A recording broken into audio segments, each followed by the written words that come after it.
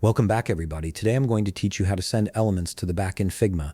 This is a fundamental skill that helps you organize layers and control which elements appear in front or behind others in your design. If you want to streamline your workflow and save money on subscriptions, check out the link in my description. First things first, open your Figma application. Once you're in, navigate to the file or project where you want to rearrange your layers. This could be any design you're currently working on, whether it's a website mockup, an app interface, or any other creative project. For this example, let's say you have an ellipse and some text on your canvas, and you want to send the ellipse to the back so that the text appears on top of it.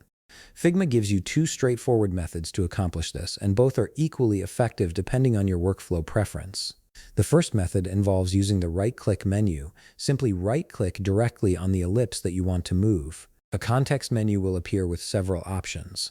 From this menu, click on Send to Back. This action instantly pushes the ellipse behind all other elements on the same level. Alternatively, if you prefer using keyboard shortcuts to speed up your workflow, you can simply select the ellipse and press the left square bracket key on your keyboard. This shortcut does exactly the same thing as the right-click option, but it's much faster once you get used to it. The second method uses the Layers panel, which you'll find on the left side of your screen. This panel shows all the elements in your project in a stacked order, with items at the top appearing in front of items below them. To send your ellipse to the back using this method, simply click and drag the ellipse layer downward in the Layers panel. Move it underneath the text element, and you'll see the ellipse automatically move behind the text on your canvas. This visual method is particularly useful when you're dealing with multiple layers and want to see exactly where each element sits in the stacking order.